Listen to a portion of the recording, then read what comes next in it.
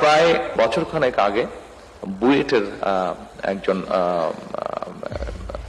Expert আছেন, উনি traffic বিষয় এক্সপার্ট। ওনার সাথে আমি আলাপ করছিলাম যে আচ্ছা ঢাকা শহরে ওনারা অলরেডি কাজ করেছেন কিছু কিছু জায়গায়, যে ঢাকা শহরে কিভাবে ট্রাফিকটাকে ইমপ্রুভ করা যাবে। আমরা অনেকগুলো আসার পরে তো আমি দেখেছি, এর আগে পত্রপত্রিকায় দেখেছি যে ফ্লাইওভার গুলো ঢাকা শহরে করা হয়েছে, ফ্লাইওভার দিয়ে গাড়ি ঘোড়া চলাচল করছে, কিন্তু ফ্লাইওভার দিয়ে ঢাকা শহরে 3 কোটি মানুষ থাকে। 3 কোটি মানুষের মধ্যে আমি এটি একটি পেপারে পড়েছিলাম, তাদের রিসার্চ আমি পড়েছিলাম যে এই 3 কোটি মানুষের মধ্যে খুব সম্ভব 17 থেকে 20% মানুষ শুধুমাত্র ফ্লাইওভার ইউজ করবে ঢাকা শহরে, আর বাকি সব মানুষ কিন্তু ফ্লাইওভারের বাইরে থাকছে। সো কি পরিমাণ অর্থ ব্যয় করা হয়েছে, আপনি যেরকম পাবলিক রিসোর্স কি পরিমাণ স্পেন্ড করা হয়েছে, কিন্তু শুধুমাত্র ম্যাক্সিমাম 20% মানুষ সেই ফ্লাইওভারের সুবিধা পাচ্ছে।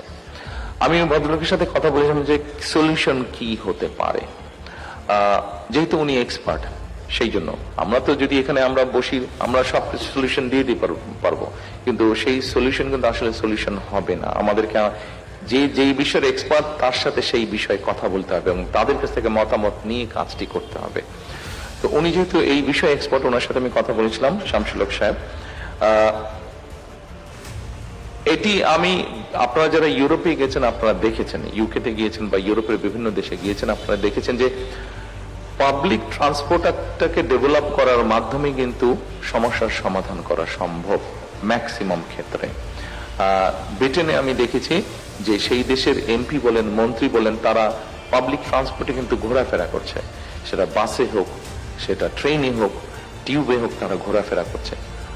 আমরা নিশ্চয়ই পারবো, কেন পারবো না? ওরা যদি পেরে থাকে আমরাও পারবো। তবে বিষয়টা হচ্ছে এখানে যে কিভাবে পাবলিক ট্রান্সপোর্টটাকে ডেভেলপ করা যায়। সেটি মোনোরেল হতে পারে, metro rail costly, metro rail থেকে লেস কস্টলি হচ্ছে মোনোরেল, এবং ওটাকে ওনাদের বক্তব্য এক্সপার্টের হিসাবে ওনারা যে আমাকে যেটা প্রেজেন্ট করেছেন যে সেটা মনোরেলটাকে বসানো ইজি, আবার আপনি ওটাকে কন্টেনারের মতন আবার আরেক জায়গায় নিয়ে গিয়েও বসাতে পারবেন, এবং ওটার খরচও কম। খরচ কম হলে স্বাভাবিক ওটার ভাড়াও কম হবে, সাধারণ মানুষের চলাচলের জন্য ওটা সুবিধা হবে। কাজে মনোরেলগুলোকে আমরা ওনাদের এক্সপার্টদের বক্তব্য অনুযায়ী বনানীর ভিতর দিয়ে যে 11 নম্বর রোড, এটার ভিতর দিয়ে আমরা মনোরেল নিয়ে যেতে পারবো। মনোরেল নিয়ে আমরা মেট্রো রেলের যেখানে করা হয়েছে এটাকে তো আমরা ভেঙে ফেলতে পারবো না, কারণ এখানে অলরেডি জনগণের অর্থ খরচ হয়ে গিয়েছে। কাজে মনোরেলটাকে নিয়ে আমরা কানেক্ট করতে পারবো মেট্রো রেল, যেখান থেকে ও আবার চলে যেতে পারবে বিভিন্ন জায়গায় একটা মানুষ। সো আবার মোহাম্মদপুরের ভিতর দিয়ে আমরা মনোরেল নিয়ে এসে ওখানে যে কানেক্টিভিটি আছে মেট্রো রেলের, সেখানে আমরা কানেক্ট করতে পারবো। সো এইভাবে করে আমরা ট্রাফিকটাকে কমাতে পারবো। কারণ যতই আমরা শহরকে এক্সপ্যান্ড করি না কেন, শহর আমরা এক্সপ্যান্ড যত করবো ট্রাফিক ততই বাড়তে থাকবে, গাড়ি ঘোড়া ততই বাড়তে থাকবে। কিন্তু আমরা যদি পাবলিক ট্রান্সপোর্টটাকে, অর্থাৎ পাবলিক ট্রান্সপোর্টটাকে যদি আমরা অন্তত এরকম একটা স্টেজে আনতে পারি যেখানে এখানে যারা মঞ্চে বসে আছেন অথবা আমার সামনে যারা বসে আছেন, আমরা যদি কমফোর্ট ফিল করি যে হ্যাঁ পাবলিক ট্রান্সপোর্টে আমরা চলাচল করতে পারবো, সেক্ষেত্রে কিন্তু ট্রাফিক কনজেশন অনেক ক্ষেত্রেই কমে আসবে।